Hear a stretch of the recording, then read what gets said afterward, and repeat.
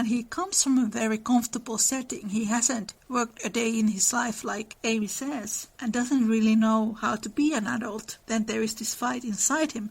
Joe means not needing to grow up, being in this relationship where she would mutter him and tell him what to do, versus relationship with Amy where he has to make his own decisions. And of course the relationship with Amy is a lot healthier, because the relationship with Joe would have meant that he would have remained in that immature state rest of his life. And Joe would have been miserable because she wanted someone completely different. She wanted to have that intellectual bond, and she and Laurie never shared that. Plus, Joe was already in love with Fredrik when Laurie was proposing. If all brothers were treated as well as Laurie was at this period, they would be a much happier race of beings than they are. Amy never lectured now. She asked his opinion on all subjects. She was interested in everything he did, made charming little presents for him, and sent him 2 letters a week full of lively gossip, sisterly confidences, and captivating sketches of the lovely scenes about her, as few brothers are complimented by having their letters carried about in their sisters' pockets, read and reread diligently, cried over when short, kissed when long, and treasured carefully. We will not hint that Amy did any of these fond and foolish things, but she certainly did grow a little pale and pensive that spring, lost much of her relish for society, and went out sketching alone a good deal. She never had much to show when she came home, while she sat for hours with her hands studying nature, folded on the terrace at Valrosa, or absently sketched any fancy that occurred to her. A stalwart knight carved on a tomb, a young man asleep in the grass with his hat over his eyes, or a curly-haired girl in a gorgeous array, promenading down a ballroom on the arm of a tall gentleman, both faces being left a blur accordingly to the last fashion in art, which was safe but not altogether satisfactory. So here we have Laurie dreaming of this princess that kind of looks like Amy, and then we have Amy making sketches of a curly-haired young man, but his face is blurred. Her aunt told that she regretted her answer to Fred, and finding denials useless, taking care that Laurie should know that Fred had gone to Egypt. That was all, but he understood it, and looked relieved as he said to himself with a venerable air, "I was sure she would think better of it. Poor old fellow, I've been through it all, and I can sympathize." With that he heaved a great sigh, and then, as if he had discharged his duty to the past, put his feet up on the sofa and enjoyed Amy's letter luxuriously. While these changes were going abroad, trouble had come at home, but the letter telling that Beth was failing never reached Amy, and when the next found her, the grass was green above her sister. The sad news met her at Vevey, for the heat had driven them from Nice in May, and they had travelled slowly to Switzerland by way of Genoa and the Italian lakes. She bore it very well, and quietly submitted to the family decree that she should not shorten her visit, for since it was too late to say good-bye to Beth, she had better stay and let absence soften her sorrow. But her heart was very heavy. She longed to be at home, and every day looked wistfully across the lake, waiting for Laurie to come and comfort her. I feel very bad for Amy, because I am very close to my sister. Of course she wanted to be at home. This is really troublesome, because in adaptations in 1933 and then 2019, they don't include this growth process that Laurie goes through when he realizes that he doesn't really love Joe. Like in that opera composing scene, he only thinks Joe's unpleasantries, and then he wants to marry her because she is the safety net. She's the little mother. The 1933 and 2019 film, Amy and Laurie bonding through Beth's death, you just kind of get the feeling that he moves on from Joe to Amy without thinking it. Here in the book, he has a full transition, and he becomes to understand that his relationship with Joe is more of a codependent, and it's not romantic love. He did come very soon, for the same mail brought letters to them both, but he was in Germany, and it took some days to reach him. The moment he read it, he packed his knapsack, bade adieu to his fellow pedestrians, and was off to keep his promise, with a heart full of joy and sorrow, hope and suspense. He knew the way well, and as soon as the boat touched the little quay, he hurried along the shore to La Tour, where the Carols were living in a pension. Garçon was in despair that the whole family had gone to take a promenade on the lake, but no, the blonde mademoiselle might be in the shadow garden. If monsieur would give himself to the pain of sitting down, a flash of time should present her.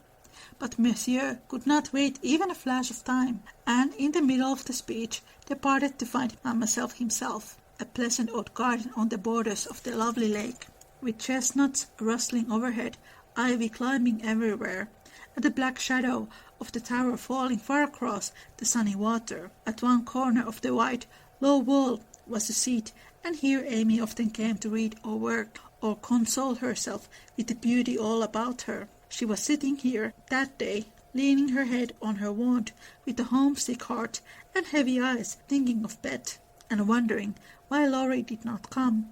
She did not hear him cross the courtyard beyond, nor see him pause in the archway that led from the subterranean path into the garden. He stood a minute, looking at her with new eyes, seeing what no one had ever seen before, the tender side of Amy's character. Everything about her mutely suggested love and sorrow, the blotted letters in her lap, the black ribbon that tied up her hair, the womanly pain and patience in her face. Even the little ebony cross at her throat seemed pathetic to Laurie, for he had given it to her, and she wore it as her only ornament. If he had any doubts about the reception she would give him, they were set at rest the minute she looked up and saw him, for dropping everything, she ran to him, exclaiming in a tone of unmistakable love and longing, "Oh, Laurie, I knew you'd come to me." If I once again refer to this opera that Laurie was writing, I mean, this is a beautiful picture, Amy and Laurie in the garden, and Amy grieving. Laurie does like to be this swashbuckling romantic hero for Amy. I think everything was said and settled then, for as they stood together quite silent for a moment, with the dark head bent down protectingly over the light one, Amy felt that no one could comfort and sustain her well as Laurie, and Laurie decided that Amy was the only woman in the world who could fill Joe's place and make him happy. He did not tell her so. She was disappointed, for both felt the truth, were satisfied, and gladly left the rest to silence. Amy went back to her place, and while she dried her tears, Laurie gathered up the scattered papers, finding in the sight of sundry well-worn letters and suggestive sketches good omens for the future. "I'm just smiling here by myself." As he sat down beside her, Amy felt shy again, and turned rosy red at the recollection of her impulsive greetings. "I couldn't help it. I felt so lonely and sad, and I was so very glad to see you. It was such a surprise to look up and find you, just as I was beginning to fear you wouldn't come," she said, trying in vain to speak quite naturally. "I came to the minute I heard. I wish I could say something to comfort you for the loss of a dear little Beth, but I can only feel," and he could not get any further, for he, too, turned bashful all of a sudden, and did not quite know what to say. He longed to lay Amy's head down on his shoulder and tell her to have a good cry, but he did not dare, so took her hand instead and gave it a sympathetic squeeze that was better than words. They do remind me a bit of Joe and Fredrik at this point, being a bit shy with one another. I have said this before in this podcast.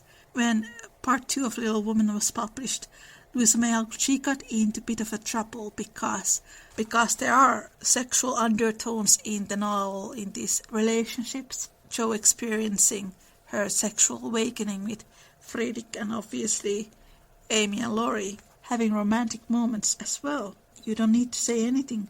This comforts me," she said softly. "Beth is well and happy, and I mustn't wish her back. But I dread the going home, much as I long to see them all. We won't talk about it now, for it makes me cry, and I want to enjoy you while you stay. You needn't go right back, need you?" "No, if you want me, dear. I do so much, and Flo are very kind, but you seem like one of the family, and it would be so comfortable to have you for a little while." Amy spoke and looked so like a homesick child whose heart was full that Laurie forgot his bashfulness all at once and gave her just what she wanted, the petting she was used to, and the cheerful conversation she needed. "Poor little soul, you'd grieved yourself half sick. I'm going to take care of you, so don't cry any more, but come and walk about with me. The wind is too chilly for you to sit still," he said in the half-caressing, half-commanding way that Amy liked, as he tied on her hat, drew her arm through his, and began to pace up and down the sunny walk under the new-leaved chestnuts. He felt more at ease upon his legs, and Amy found it very pleasant to have a strong arm to lean upon, a familiar face to smile at her, and a kind voice to talk delightfully for her alone. Quaint old garden had sheltered many pairs of lovers, and seemed expressly made for them, so sunny and secluded was it, with nothing but the tower to overlook them, and the white lake to carry away the echo of their words as it rippled by below. For an hour this new pair walked and talked, or rested on the wall, enjoying the sweet influences which gave such a charm to time and place. And when the unromantic dinner bell warned them away, Amy felt as if she left the burden of loneliness and sorrow behind her. Let's just go back to this phantom lady for a while. He did not give the complacent wet any name, but he took her for his heroine, and grew quite fond of her, as well as he might, for he gifted her with every gift and grace under the sun, and escorted her, unscattered, through trials which would have annihilated any mortal woman. We can see how Laurie's dream woman comes into flesh with Amy. The moment Miss Carroll saw the girl's altered face, she was illuminated with the new idea, exclaimed to herself, "Now I understand it all. The child has been pining for young Lawrence. Bless my heart, I never thought of such a thing." With praiseworthy discretion, the good lady said nothing, and betrayed no sign of enlightenment, but cordially urged Laurie to stay, and begged Amy to enjoy his society, for it would do her more good than so much solitude. Amy was a mother of docility, and, as her aunt was a good deal occupied with Flo, she was left to entertain her friend, and did it with more than her usual success. At Nice, Laurie had longed, and Amy had scored. At Vevey, Laurie was never idle, but always walking, riding, boating, or studying, in the most energetic manner, while Amy admired everything he did, and followed his example as fast as she could. He said the change was owing to the climate, and she did not contradict him, being glad of a like excuse for her own recovered health and spirits. The invigorating air did them both good, and much exercise worked wholesome changes in minds as well as bodies. They seemed to get clearer views of life and duty up there among the everlasting hills. The fresh winds blew away desponding doubts, delusive fancies, and moody mists. The warm spring sunshine brought out all sorts of aspiring ideas, tender hopes, and happy thoughts. The lake seemed to wash away the troubles of the past, and the grand old mountains to look beamingly down upon them, saying, "Little children, love one another." In spite of the new sorrow, it was a very happy time, so happy that Laurie could not bear to disturb it by word. It took him a little while to recover from his surprise at the rapid cure of his first, and, as he had firmly believed, his last and only love. He consoled himself for the seemingly disloyalty by the thought that Joe's sister was almost the same as Joe's self, and the conviction that it would have been impossible to love any other woman but Amy so soon and so well. I think this still shows how Laurie didn't really know what love really was. He's surprised that he got over Joe so fast and still think that he was in love with her. Now, in the end of Little Woman, when Amy and Laurie return back to Concord, there is a scene where Laurie apologized to Joe, and that's when he has realized what love really is, and that he was never in love with Joe. But at this point, he still doesn't really understand love. And like I said earlier, he saw Joe more as a safety net that he can fall back on, so that he doesn't need to change and face himself or prepare himself for an independent life. His first wooing had been tempestuous order, and he looked back upon it as if through a long vista of years, with a feeling of compassion blended with regret. So here we can see he has began to regret his actions. He was not ashamed of it, but put it away as one of the bittersweet experiences of his life for which he could be grateful when the pain was over. His second wooing, he resolved, should be as calm and simple as possible. There was no need of having a scene, hardly any need of telling Amy that he loved her. She knew it without words, and had given him his answer long ago. It all came about so naturally that no one could complain, and he knew that everybody would be pleased, even Joe. But when our first little passion has been crushed, we are apt to be wary and slow in making a second trial. So Laurie let the days pass, enjoying every hour, and leaving to chance the utterance of the word that would put an end to the first and sweetest part of his new romance. He had rather imagined that denouement would take place in the shadow garden by moonlight, and in the most grateful and decorous manner, but it turned out exactly the reverse, for the matter was settled on the lake at noonday. In a few blunt words, they had been floating about all the morning, from gloomy St. Gingolph to sunny Bonjour, with the Alps of Savoy on one side, mountain St. Bernard and the Dent du Midi on the other, pretty Vevey in the valley, and Lausanne upon the hill beyond, and cloudless blue sky overhead, and the blue lake below, dotted with the picturesque boats that do look like white-winged gulls. They had been talking of Bonivard as they glided past Chillon, and of Rousseau as they looked up Clarence, where he wrote his Eloise. Neither had read it, but they knew it was a love story, and each privately wondered if it was as half as interesting as their own. Amy had been dabbling her hand in the water during the little pause that fell between them, and when she looked up, Laurie was leaning on his oars, with an expression in his eyes that made her say, hastily, merely for the sake of saying something, "You must be tired. Rest a little, and let me row. It will do me good, for since you came I have been altogether lazy and luxurious. I'm not tired, but you may take an oar if you like. There's room enough, though. I have to sit nearly in the middle, else the boat won't trim," returned Laurie, as if he rather liked the arrangement, feeling that she had not mended matters much. Amy took the offered third of a seat, shook her hair over her face, and accepted an oar. She rowed as well as she did many other things, and though she used both hands and Laurie but one, the oar kept time, and the boat went smoothly through the river. "How well we pull together, don't we?" said Amy, who objected to silence just then. "So well that I wish we might always pull the same boat." "Will you, Amy?" very tenderly. "Yes, Laurie," very low. Then they both stopped rowing, and unconsciously added a pretty little tableau of human love and happiness to the dissolving views reflected in the lake. That was very romantic. Laurie's and Amy's silhouettes reflecting to the water. Guess how many Little Women adaptations there are which include Laurie's proposal to Amy. The answer is round 0. How many adaptations there are which show Laurie realizing that he wasn't in love with Joe? 0. How many adaptations there are with Laurie in Vienna composing this opera? 0. And him starting to dream about this girl that looks like Amy? 0. Laurie proposing Joe again when Beth is ill? 0. I understand people who watch the films and ship Joe and Laurie because they don't give the reason why Laurie falls in love with Amy. They don't.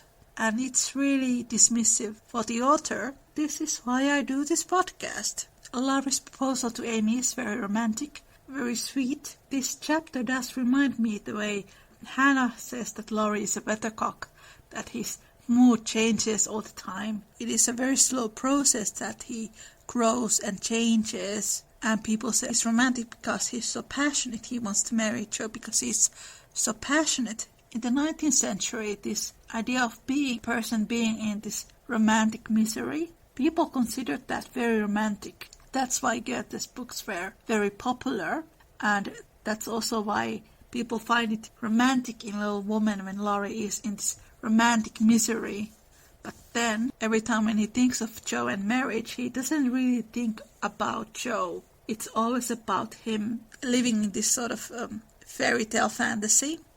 And it's very different, for example, to Friedrich, who thinks about Jo and future that he could share with her.